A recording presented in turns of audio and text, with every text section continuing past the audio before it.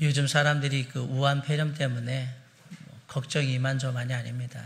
신종 코로나 바이러스라고 해서 걱정의 수준을 넘어서 이제 두렵게 다가오기 시작하는 것 같은데, 사실은 옛날에 우리가 사스도 있었고 메르스도 있었고 다 있었죠. 여러분, 이 우한 폐렴을 일으키는 바이러스는 감기 바이러스입니다. 감기같이 오거든요. 보통 이제 감기 바이러스는 리노 바이러스라는 종류가 있고, 그다음에 이 코로나 바이러스가 있는데, 리노 바이러스가 대부분의 감기 바이러스고요. 코로나 바이러스는 소수예요. 이 코로나 바이러스에 의해서 이루어졌던 게 사스, 메르스, 지금 우한 폐렴인 거예요. 안타깝게도 예방 백신이 없고요. 치료제도 없어요. 그러니까 불안한 거예요. 뭐가 있어야 좀 맞든지. 독감 같은 건 백신이 있어서 맞으면 되는데 백신도 없고 치료제도 없습니다. 만들어지려면 1년은 걸릴 거라고 하니까 불안하시죠. 두렵단 말이에요. 걸리면 어떡하나. 거기다가 이제 우한에 있는 사람들이 좀 들어왔거든요. 교민들이 들어왔는데 오늘 아침 보니까 15명으로 확진자가 늘었어요. 거기다가 가까운 부천에도 확진자가 생겼어요. 인천도 머지않았다라는 생각도 들고 막 그러죠. 그래가지고 할 수 있는 방법이 뭐 있냐? 이게 할 수 있는 방법이 별로 없어요. 잘 먹고 잘 쉬고 손 깨끗이 씻고 외출할 때 마스크 하고 그렇게 하는 것밖에는 별 방법이 없습니다. 마스크는 좀 필요하겠다라고 해서 마스크를 사려고 다 뒤져봤는데 일시, 품절, 매진 안 팝니다. 왜? 마스크 회사들이 가격을 올리기 위해서 팔지를 않고 있습니다. 이때가 대목이라고 생각을 하는데 좀 국가적으로 상당히 비상사태인데도 불구하고 돈에 의해서 움직이는 사람들을 보면, 하긴 또 뭐 자기네들은 장사하는 사람들이기 때문에 그럴 수밖에 없지 않냐라고 생각을 하긴 하겠지만 참 씁쓸하기도 하고요. 경기가 조금 일어날 만했는데 다 지금 아무것도 안 하는 그런 상태로 또 가게 돼 있습니다. 그런데 우리의 삶을 위협하는 게 이런 우한 폐렴뿐이겠습니까? 사스나 메르스 뿐이겠습니까? 아마 어제까지만 하더라도 어떤 사람은 이것과 상관없이 돈 때문에 목숨을 잃고 건강 때문에 목숨을 잃고 어디에 부부 간의 문제로 목숨을 잃고 또 뭐 친구들 간의 문제로 목숨을 잃고 수많은 사람들이 교통사고로 목숨을 잃고, 세상에는 이거 말고도 우리를 어렵게 만들고 힘들게 만들고 심지어는 목숨까지 앗아가는 걱정, 염려, 불안, 두려움이 많이 있습니다. 그 중에 하나가 그냥 우한 폐렴일 뿐인 거죠. 말 그대로 진짜 어떤 사람은 직장에서 스트레스 받아가지고 어제가 마지막 날이 될 수도 있어요. 그리고 어떤 사람은 또 정말 재정적인 돈빚 때문에 그 빚 못 갚는 것 때문에 쪼들리다가 어제가 또 마지막이 될 수도 있고, 어떤 사람은 취직을 하고 하다가 안 돼가지고 젊은 청년이 마감할 수도 있는 거고요. 공부하는데 결과 안 나온다고 그래서 마감을 하고, 어떤 사람은 엄마 아빠가 불화하는 그런 모습 속에서 집안에 있기 싫다고 나가가지고 가출하고 이렇게 하면서 또 삶에 있는 것들을 넘기고 그러는 거죠. 적어진 벌이 속에서 자녀를 키우고 가정을 돌보냐고 우리 주부들은 고생이 많습니다. 스트레스가 이만저만이 아닙니다. 아이들은 불투명한 불확실한 미래 때문에 너무 또 걱정이 많습니다. 공부 열심히 한다고 되는 일도 아닌 것 같고 막 이런 생각이 들거든요. 진짜 하루하루가 걱정투성이에요. 생각할수록 두렵고 불안하고 걱정되고 염려되는 게 너무너무 많습니다. 살다 보니 돈이 그렇게 만들 때도 있고, 살다 보니 때로는 주변의 사람들이 우리를 그렇게 만들 때도 있고, 때로는 처한 환경이 우리를 그렇게 만들 때도 있고, 때로는 내 생각이 스스로를 그렇게 만들 때도 있고, 내가 뭔가 때문에 느끼는 그 감정이 나를 그렇게 불안하고 걱정스럽고 염려하고 두렵게 만드는 경우도 있습니다. 이렇게 이런저런 스트레스나 두려움과 걱정과 염려가 우리를 둘러싸고 있을 때 과연 우리는 어떻게 살 수 있을까? 그런 걸 좀 벗어나서 살 수 있는 방법은 없을까? 두려워하지 않고 담대하게 살 수 있는 길은 없나? 놀랍게도 성경은 분명히 있다라고 오늘 우리에게 얘기를 하는 겁니다. 성경은 스트레스를 넘어서, 불안을 넘어서, 걱정과 염려와 두려움을 넘어서 우리가 담대하게 살 수 있는 길이 있다라고 얘기를 합니다. 어떻게 하면 그런 삶을 살 수 있을까요? 그러기 위해서는 먼저 마음을 주님께 내려놓고 인정하셔야 합니다. 주님을 인정해야 한다는 얘기예요. 삶에 스트레스가 쌓이고 걱정이 다가오고 두려움이 다가올 때, 그때 두려움을 이길 수 있는 가장 중요한 비결이 뭐냐, 해결책이 뭐냐, 예수 그리스도가 어디에 계신가 하는 겁니다. 예수 그리스도께서 내 마음 안에 계셔서 내 마음을 주관하고 계시면 우리의 삶의 걱정, 근심, 염려, 두려움, 불안함은 조금씩 줄어들게 될 것이고요. 예수 그리스도께서 안타깝게도 내 마음 한 구석에 저기 모퉁이에 보이지도 않는 곳에 이렇게 소위 말하면 처박혀 있으면 내 삶의 불안과 걱정과 근심과 염려와 두려움은 계속해서 커지고 힘을 발휘하게 될 겁니다. 그래서 오늘 본문 15절에 우리에게 이렇게 얘기합니다. 너희 마음에 그리스도를 주로 삼아 거룩하게 하고. 이미 예수 그리스도를 주로 주님으로 받아들인 우리에게 매일의 어려운 힘든 환경 속에서 예수 그리스도를 거룩하게 한다는 것은 무엇을 말하는가? 일단 거룩하게 한다는 얘기는 특별히 이렇게 구분한다는 얘기예요. 구별한다는 얘기거든요.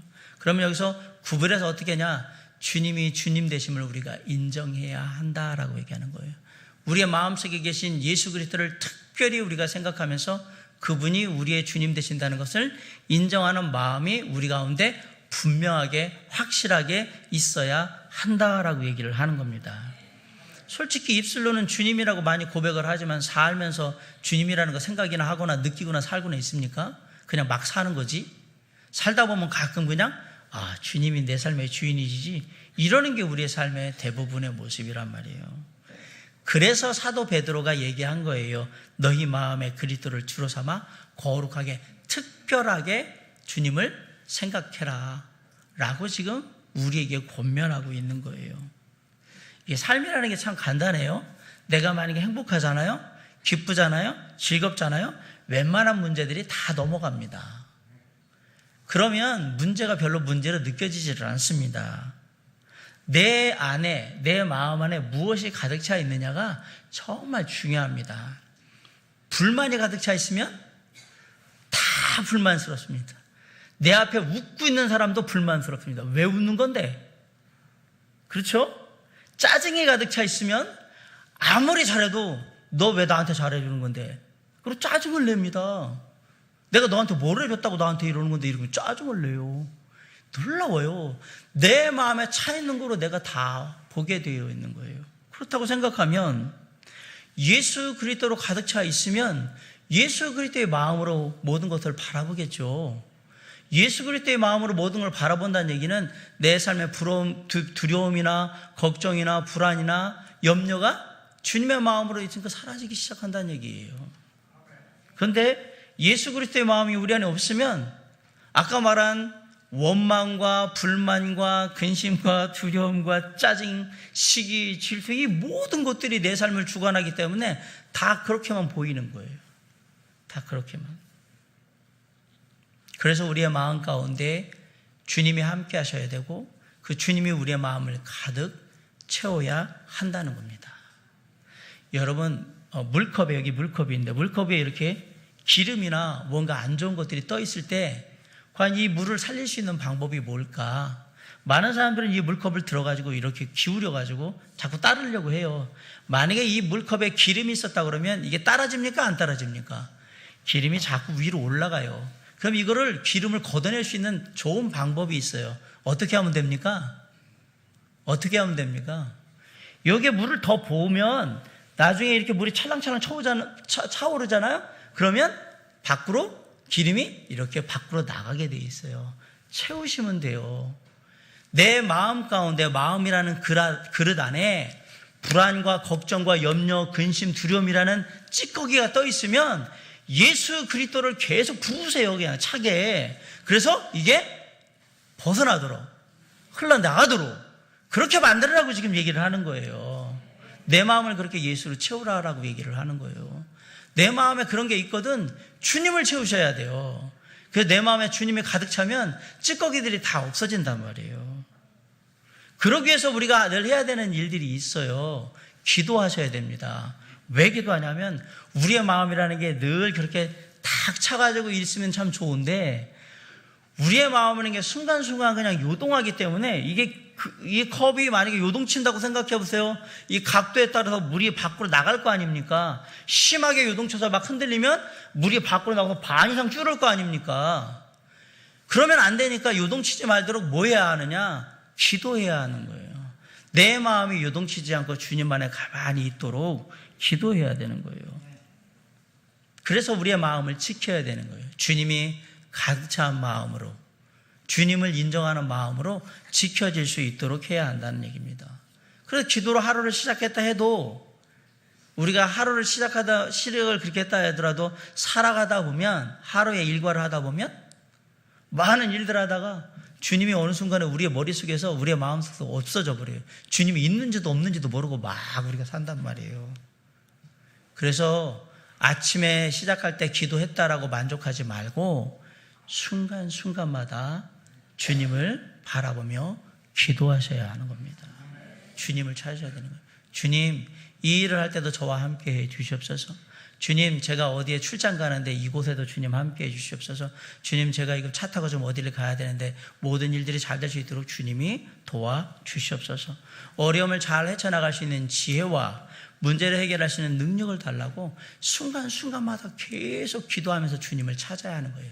그게 뭐냐면 우리의 마음의 그릇에 늘 주님이 항상 넘치도록 유지해야 한다. 어떻게? 기도함으로. 스트레스나 염려나 걱정이나 두려움이 찾아올 때는 더 주님을 의지해야 합니다. 그때는 잘 안 돼도 의지적으로 해야 되는 거예요. 안 되고 힘들어도 아니야, 그럼 안 되라고 자꾸 마음을 돌이켜서 하셔야 돼요. 그렇게 하면서 우리의 삶을 주님께 맡기면서 훈련하는 거예요. 자, 하루의 시작도 기도하면서 주님을 인정하고 시작했어요. 순간순간마다 일어나는 모든 크고 작은 일들에 주님의 도우심을 구하면서 주님께 나아갔어요. 그리고 어려움 앞에서도 주님을 구하면서 주님께 나아갔어요. 주님이 그러면 어떻게 하시겠을까요? 모든 상황을 파악하시고 주님이 앞서 나가셔서 진두지휘하셔도 모든 일들을 해결해 주실 겁니다. 그게 항상 우리의 마음 가운데 우리 주 예수 그리스도로 충만하게 하는 비결이었던 겁니다. 언제나 주님께서 내 마음을 다스리도록 그렇게 우리의 마음을 주님께 내놓으셔야 합니다. 오늘 예배 마치고 돌아가면서 생각해 보세요. 내가 진짜 날마다 순간순간마다 내 마음을 주님께 내어드리고 내 마음의 그릇에 주님께서 늘 가득 찰 수 있도록 그렇게 내가 애쓰고 힘써서 노력했던가. 차 타고 가면서 한번 생각해 보세요. 내가 그런 경험을 했던 적이 언제였을까? 정말 내 마음에 예수 그리스도가 가득 차 있을까? 가족들과 함께 식사하는 가운데도 한번 생각해 보세요. 우리 여기 있는 가족, 사랑하는 가족들 모두 주님의 마음으로 가득 차 있을까? 생각해 보세요. 이제 2월달을 시작하는데 새로운 마음으로 2월 시작하면서 내가 정말 주님이 내 마음을 온전히 주관하시는 가운데 이 한 달을 다 보내겠다라는 그런 각오로 내가 시작하고 있는가 한번 살펴보시기 바랍니다. 의지적으로 처음에는 훈련하게 되겠지만 시간이 지나면 이것이 자연스러운 우리의 영적인 신앙적인 습관이 될 겁니다.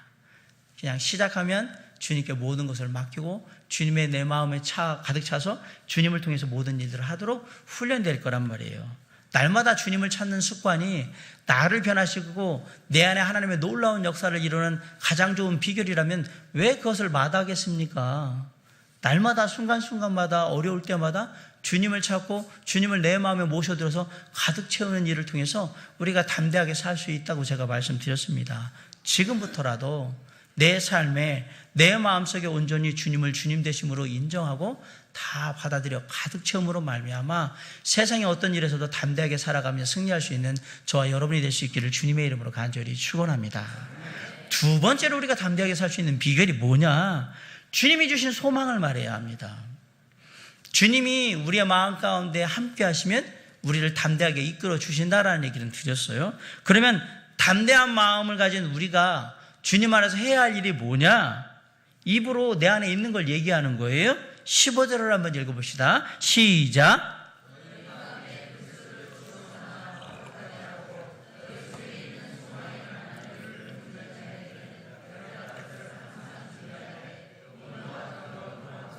네, 무엇을 말해야 되냐면 우리 속에 있는 소망에 관한 이유를 묻는 사람들에게 대답할 것이 있어야 된다고 그랬어요. 소망이 없는 사람들은요, 소망이 넘치는 사람들을 주목해서 보게 되어 있습니다. 저 사람은 어떻게 저런 상황 가운데도 저렇게 소망을 갖고 살까라고 생각합니다.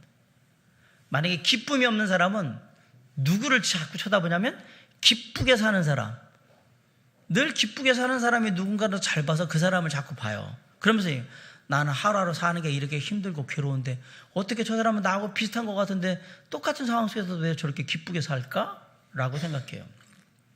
자, 소망에 넘치는 사람은 소망에 대한 궁금증을 불러일으키게 하고, 기쁨에 넘치는 사람은 기쁨에 대한 궁금증을 불러일으켜요. 여기에 사람들의 호기심이 있는 거예요.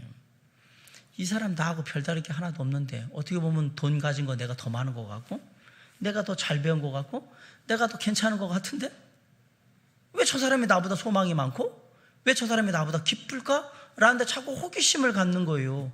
왜 저 사람이 평안할까? 왜 불안해하지 않을까? 왜 두려워하지 않을까? 자꾸 호기심을 갖고 보다 보면 거기서 이제 차이점을 발견하게 되죠. 아, 차이가 있구나. 저 사람은 교회를 다니고 나는 교회를 안 다니네. 저 사람 말로 하면 저 사람은 예수를 믿고 나는 예수를 안 믿네. 그럼 내가 교회 다니고 예수 믿으면 나도 저렇게 될 수 있나? 이렇게 호기심이 가는 거예요. 이게 바로 전도예요. 이게. 이런 사람한테, 이런 호기심을 가진 사람한테 예수 전하면 예수 믿을 가능성이 아주 높습니다. 최소한 이런 사람들은 교회 한번 가보자 그러면 교회 올 가능성도 아주 높습니다. 왜냐하면 이미 호기심이 충만해 있거든요. 저 사람의 삶에 교회 다니고 예수 믿는 게 저 사람의 삶이 나하고 다른 점이라는 것에 대해서 궁금해하기 때문에 그렇습니다. 사람들은 절망 속에서 희망을 보고 싶은 거고, 힘들 때는 그 힘든 것을 극복하는 능력을 경험하길 원하는 거고요. 슬플 때에는 기쁨으로 그것을 회복하는 것을 경험하고 싶은 거예요. 그게 인간의 본성이에요. 그걸 우리는 예수 그리스도 안에서 보여줘야 하는 거예요.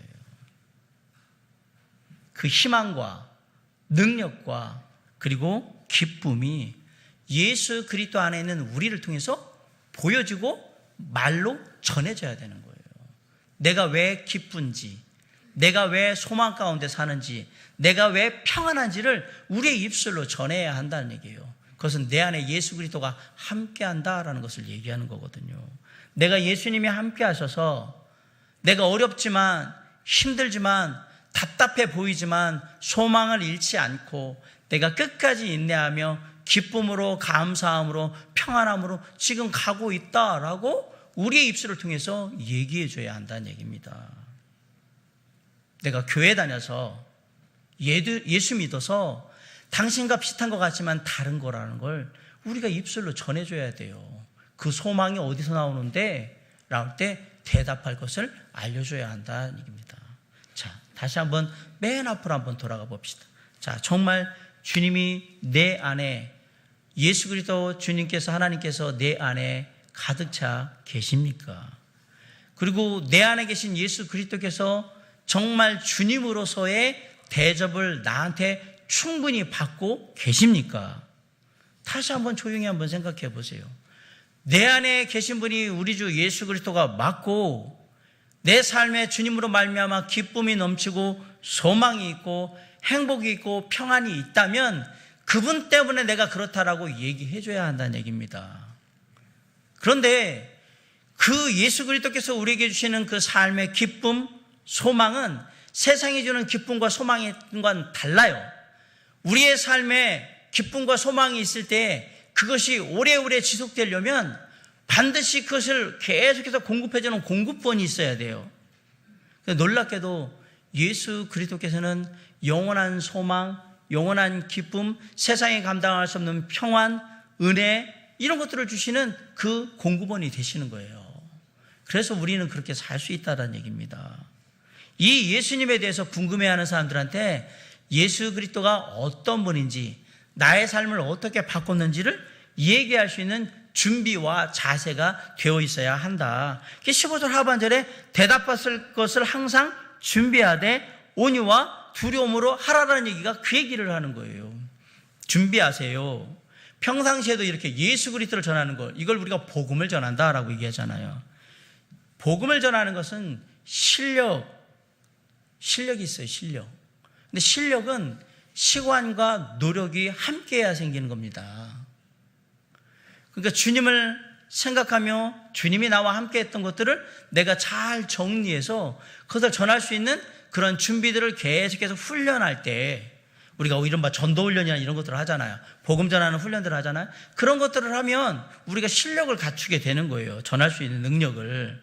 그러나 이런 훈련을 받지 않더라도 우리가 최소한 전도지라도 예수 믿으라고 전해줄 수 있는 거 아닙니까?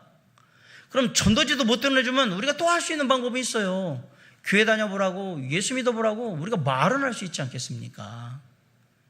그게 왜 그러느냐? 내 안에 예수 그리스도가 있기 때문에 그걸 하고 있는 거라는 얘기입니다. 예수 안에 소망이 있고 하나님의 말씀을 들으면 내게 다시 은혜가 임하고 회복이 있다는 것을 우리가 전해줘야 한다는 얘기예요. 다른 사람들에게. 소망에 관한 이유를 묻는 사람들이 있으니까. 그러기 위해서는 우리가 준비된 자세가 필요하다. 잘 전할 수 있도록 준비해야 되고 또 온유와 두려움으로 전해야 되는 거예요. 이게 자세거든요. 그럼 온유하게 하라는 얘기는 뭐냐? 아시잖아요. 예수에 대해서 내가 이 소망 가진 게 예수님 때문에 이렇게 가졌다는 그런 얘기 하면서 나가면 또 비꼬면서 조롱하면서 나를 막 성질나게 만드는 사람들이 분명히 있단 말이에요. 그때 어떡하라고요? 온유하라고요. 겸손하게 내 마음을 딱 조정하고 이 사람이 분명히 그럴 걸 내가 알고 내가 전하는 거니까 그래 참고 그럼에도 불구하고 이 사람이 예수 그리스도를 알아야 하니까 그 가진 조롱과 비꼼과 이 모든 것들을 내가 다 견디면서 얼굴빛 하나 안 바뀌면서 온유한 마음으로 얘기해 주는 거예요. 그게 온유함으로 하라는 얘기예요. 소망에 관한 이유를 묻을 때 예수가 그 소망이라고 얘기하면 싫어할 사람이 반드시 나오는데 그들을 향해서 우리의 태도가 성질나는 태도, 화내는 태도가 되면 안 되고 온유하게 얘기하란 말이에요. 참으면서 겸손하게 끝까지. 그리고 두려움을 하라고 그랬어요. 그럼 두려움을 하라는 얘기는 사람 두려워하라는 얘기냐? 아니에요. 하나님을 두려워할 줄 알아야 한다는 얘기예요. 이 모든 것, 이 모든 지금 내가 알고 있는 것의 주관자는 누구시다? 하나님이시다. 이 모든 일의 결과도 누가 내신다? 하나님이 내신다. 이 모든 것에 따라서 어떤 영혼들에 대한 삶의 결과가 달라진다. 나는 항상 두려운 마음으로. 그러나 내가 이 복음을 소망을 전하는 이유는 이 영혼에게 하나님이 역사하셔서 이 영혼이 하나님 나라의 귀한 은혜와 축복과 그 놀라운 것들을 다 누리며 살기를 원하는 마음으로 주여 주님의 능력과 은혜를 구하옵나니 이루어 주시옵소서. 두려움으로 하나님이 얼마나 위대하신 분인지를 알고 얘기하는 거예요. 그 사람이 준비된 사람이면 구원에 이를 것이고 그 사람이 준비되지 않은 사람이면 지옥의 삶으로 가게 될 겁니다. 우리는 그것을 두려워하는 겁니다. 모든 사람들이 그 말씀을 받아들이기를 바라는 거예요. 소망에 관한 이유가 우리 주 예수 그리스도 안에 있다는 걸 우리가 전할 때 받아들이기를 바라는데 나는 결과를 알고 있기 때문에 두려운 거예요.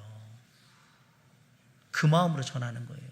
이 말씀을 받지 않을 때 이 영혼이 어떻게 될 거라는 걸 우리는 알고 있단 말이에요. 그래서 두려웠던 거예요.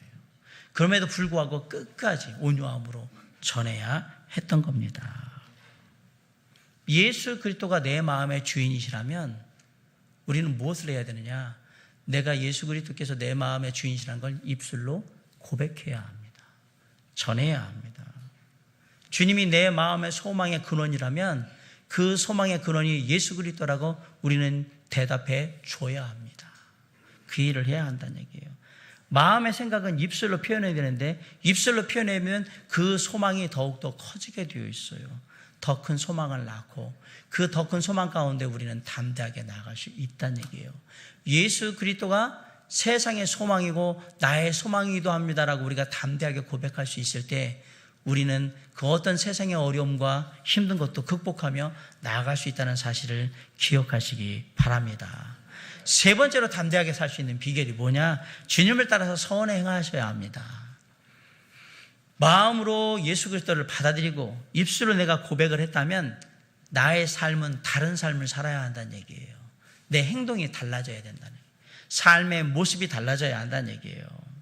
내 삶에 소망이 있음을, 예수 그리스도로 말미암아 소망이 있음을 무엇으로 알려줄 수 있느냐? 선한 일들을 함으로, 선행을 행함으로 말미암아서 우리가 보여주는 거였던 거예요.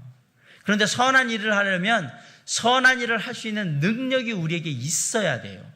선한 일을 할 수 있는 능력이 바로 16절에 나와 있는 선한 양심이에요. 자, 16절 한번 다 같이 읽어볼까요? 자, 시작. 선한 양심을 가지라.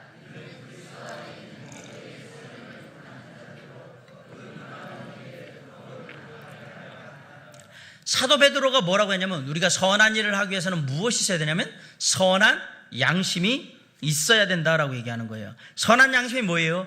예수 그리스도의 보혈 피로 말미암아 맑게 된 깨끗하게 씻겨진 양심이 선한 양심이에요. 그 양심이 있어야 선한 일을 한다라고 얘기하는 거예요. 예수 그리스도의 피가 아니면 우리는 선한 양심을 갖지 못합니다. 이게 성경의 대답입니다. 그리고 선한 양심이 예수 그리스도의 보혈로 말미암아 한 번 씻겼다고 해서 계속 선한 양심이냐? 아닙니다.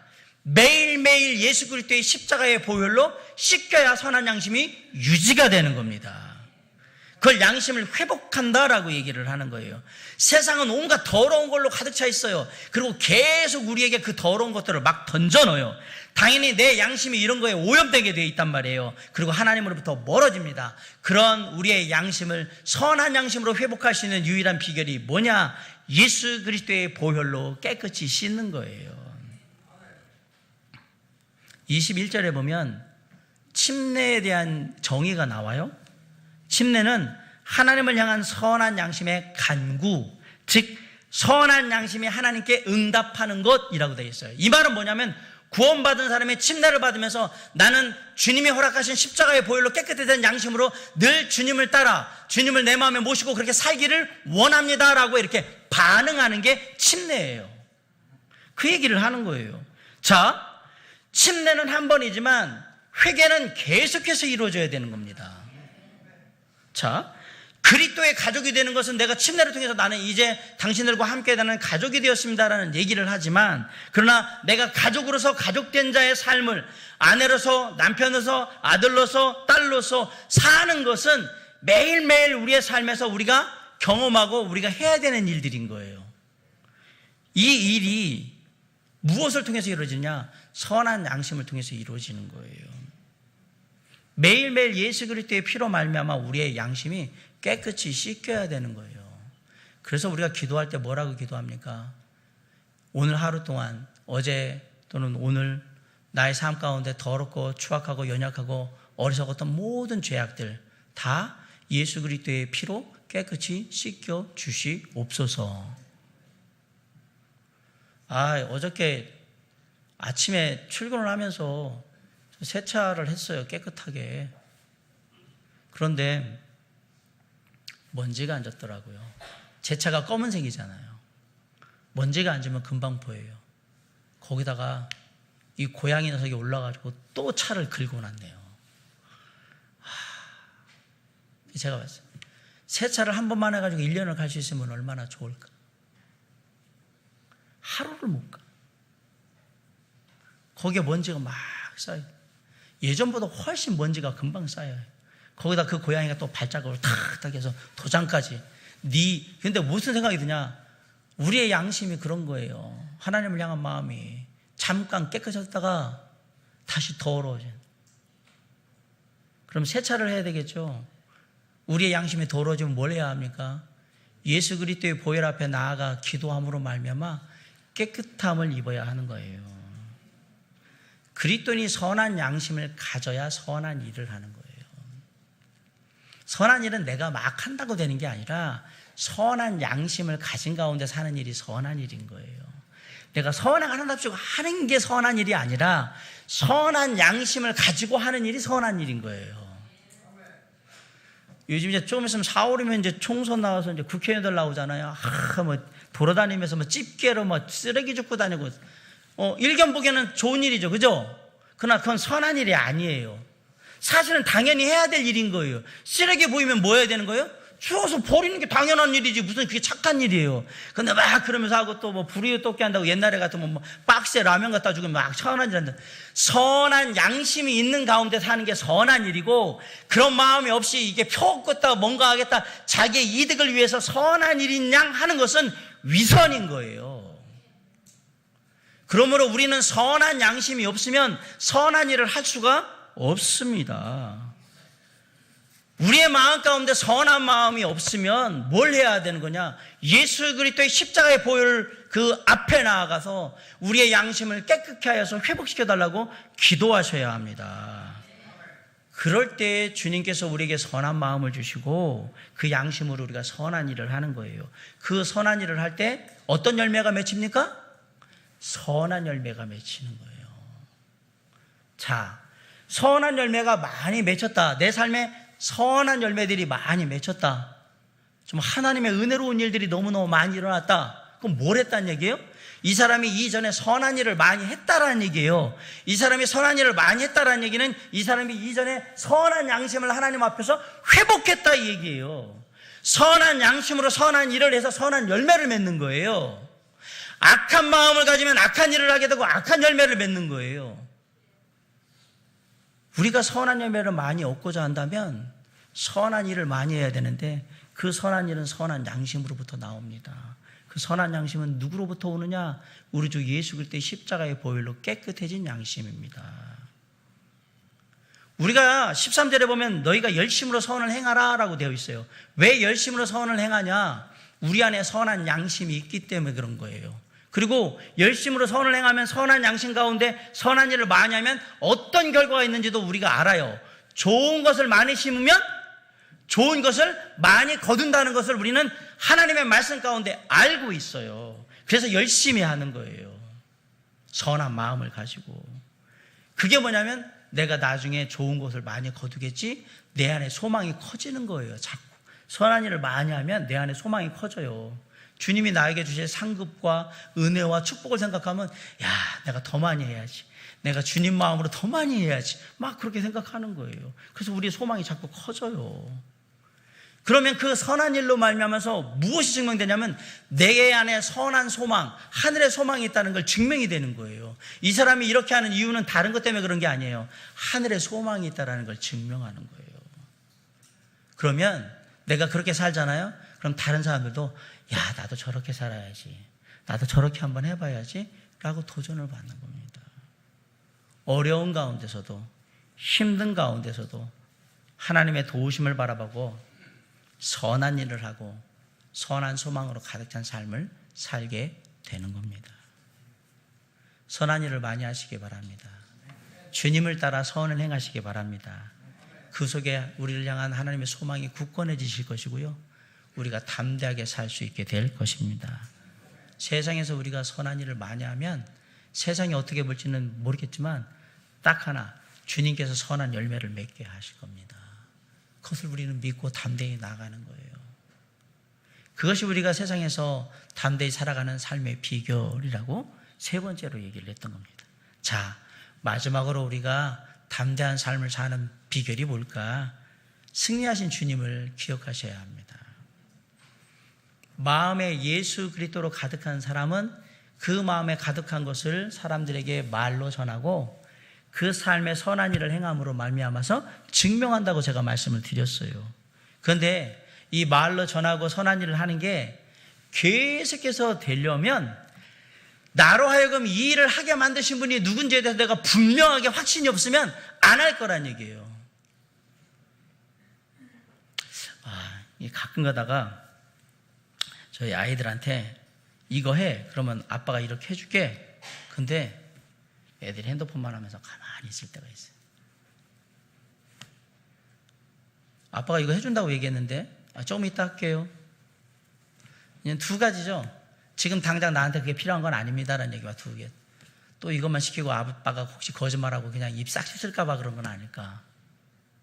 가끔가다는 아빠 이거 준다고 그랬잖아, 빨리 하라고 했잖아 라고 할 때 반응하는 것이 그러면 무슨 생각을 하냐면 나를 못 믿나? 내 말을 못 믿나? 이런 생각을 하게 되죠. 하라고 얘기했는데 안 하게 된다 그러면. 사랑하는 성도 여러분, 우리가 예수 그리스도에 대해서 말하고 주님이 기뻐하시는 선한 일들을 많이 할 수 있는 이유는 이 모든 일을 나로 하여금 이루게 하시는 그분이 누군지 내가 분명히 알고 있기 때문에 하는 거예요. 만약에 누군가 여러분한테 와서, 저 안에 다른 목사가 와서 여러분한테 뭐 이것저것 하라고 그러면 여러분이 그걸 하겠어요? 물론 뭐 딱 보면서 이게 하나님 뜻이면 하겠구나라고 생각하지만 그러지 않고 어떤 실질적인 다른 일들을 하면 내가 그걸 왜 해야 되지라고 생각할 거예요. 저 사람 알지도 못하는데? 라고 얘기할 거란 말이에요. 우리가 이 일을 할 때 우리에게 이 일을 하도록 이끄시는 예수 그리스도가 누군지를 분명히 알아야 합니다.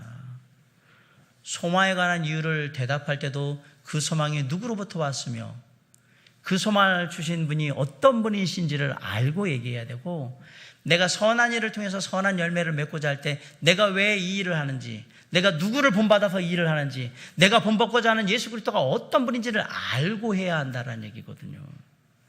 내 마음속에 계신 분, 내 입으로 증명되는, 증거되는 분, 내 삶으로 선한 행위를 통해서 증명되고 있는 그분이 어떤 분이신지 내가 분명히 알아야 한다는 얘기입니다. 여기에 대해서 지금 얘기를 하고 있는 거예요. 그럼 18절을 잘 보세요. 18절 다 같이 한번 읽어볼까요? 시작. 그리스도께서도 단번에 죄를 위하여 죽으사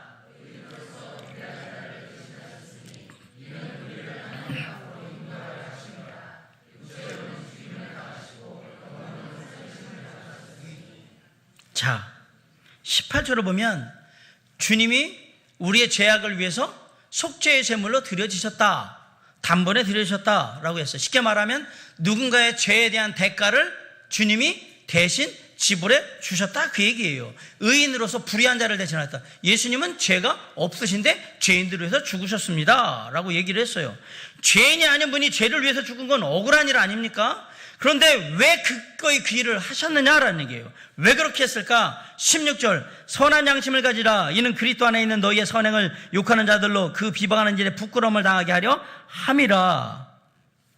우리를 하나님께서 볼 때 선한 양심을 갖게 하기 위해서 그 일을 하신 거예요.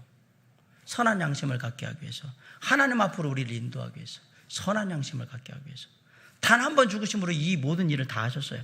단 한 번 죽으셨다는 얘기는 반복할 필요가 없다는 얘기예요. 그리고 한 번에 다 돼서 누구나 다 가능하다는 얘기입니다. 과거, 현재, 미래의 모든 죄를 다 짊어지셨다라고 얘기하고 있습니다. 이 모든 것이 주님이 선을 행한 내용이고 결과입니다. 그런데 놀랍게도 주님은 이것을 피하지 않으셨단 말이에요. 바꿔 얘기하면 고난을 피하지 않으셨다. 고난을 두려워하지 않으셨다. 고난당할 것은 걱정하지 않으셨다.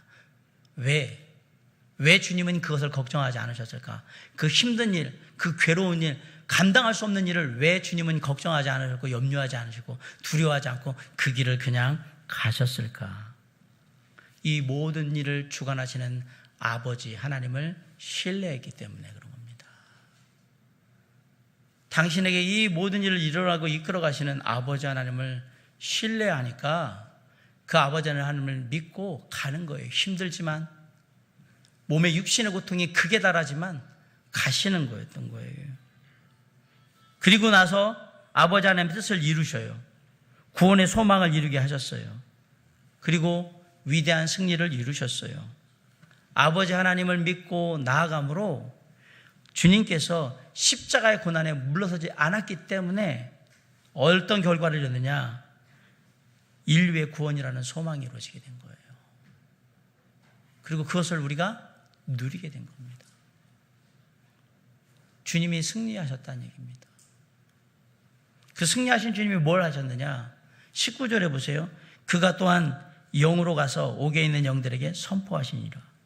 주님이 십자가에서 달려 죽으시고 난 다음에 부활하시기 전에 어디 가셨었냐면 지옥에 가셨어요. 그럼 지옥에 왜 가셨느냐? 어떤 사람은 복음 전했다고 그러는데 아니요. 지옥에 가신 이유는 간단해요. 그 지옥에 불순종함으로 가 있는 사람들한테 나를 믿는 자는 죄와 사망의 법에서 벗어나서 자유함을 얻으리라고, 구원받으리라고 내가 얘기하지 않았냐? 그거 선포하러 가신 거예요. 그 얘기를 한 내가 이미 죄와 사망을 이기고 승리했다라는 걸 전하기 위해서 가신 거예요. 너희들 내가 믿으라고 했지. 나를 믿으라고 했지.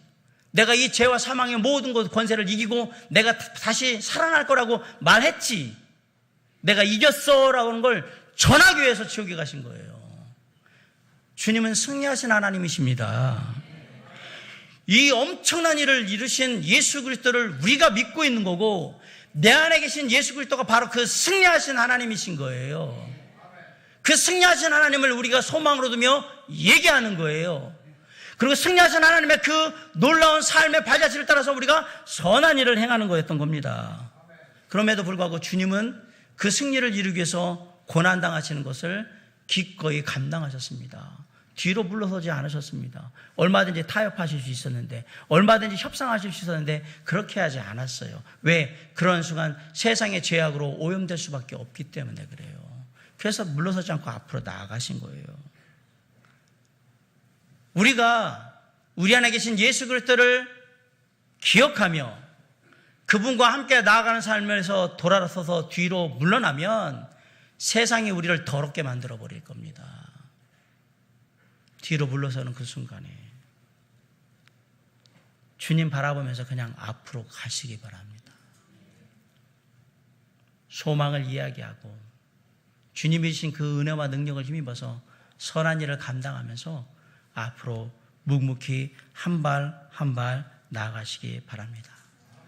그러다가 힘들고 어렵거든 주님을 다시 한번 바라보시길 간절히 바랍니다. 그 주님을 바라보면 두 개가 보일 거예요.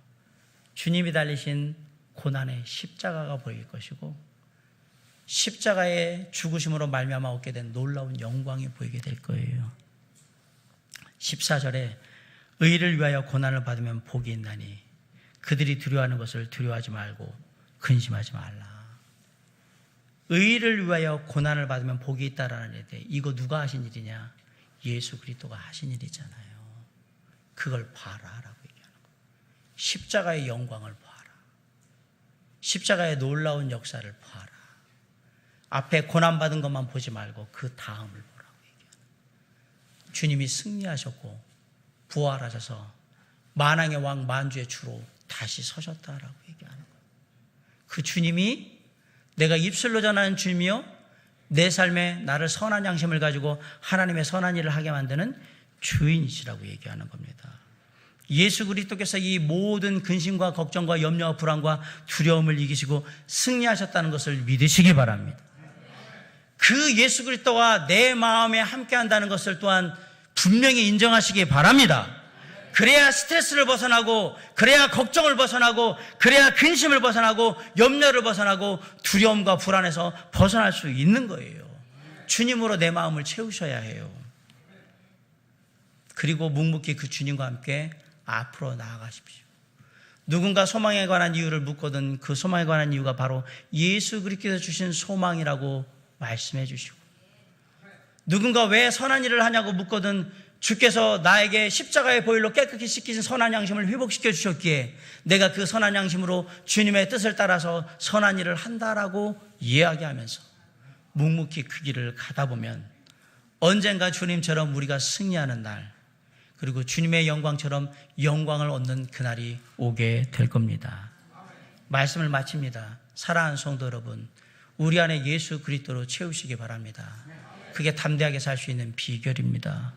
그 예수 그리스도로 말미암아 선한 말을 이루시고 선한 행동을 하시고 그리고 나아가시기 바랍니다. 하다 보면 그게 쉽지 않다는 걸 느끼게 될 겁니다. 이거에서 무슨 결과가 날 건가 의구심이 들 때가 있을 겁니다. 그때 십자가를 통해서 놀라운 승리를 이루신 우리 주 예수 그리스도를 기억하셔야 합니다. 승리하신 주님께서 우리도 또한 승리할 수 있도록 이끌어 주실 것입니다. 오늘도 수많은 삶의 근심, 걱정, 염려, 불안, 두려움이 우리의 삶을 가득 채우고 있습니다. 이것들을 우리의 삶에서 빼낼 수 있는 방법이 무엇인가? 우리의 마음의 그릇에 예수 그리스도를 가득 채워서 이것들이 자연스럽게 나갈 수 있도록 해주세요. 그리고 내 안에 가득 찬 예수 그리스도를 나의 소망이라고 사람들에게 얘기해 주시고 그 가득 찬 예수 그리스도가 함께하는 그 선한 양심 가운데 내가 선한 일을 통해서 선한 열매들을 맺는 삶을 살 수 있도록 이끌어 주시기를 간절히 바랍니다. 그리고 힘들 때는 승리하신 주님, 늘 나와 함께 하시는 주님을 기억함으로 묵묵히 다시 그 길을 갈 수 있는 힘을 얻으시기 바랍니다. 언젠가 주님께서 말씀하신 승리의 삶, 영광의 삶, 그 길을 위해서 오늘도 담대히 삶의 많은 근심과 걱정과 두려움과 염려와 그 불안이 있지만 그 모든 것들을 주님과 함께 뒤로 하고 나아감으로 승리하고 담대히 승리하는 저와 여러분이 될 수 있기를 주님의 이름으로 간절히 축원합니다. 기도하시겠습니다.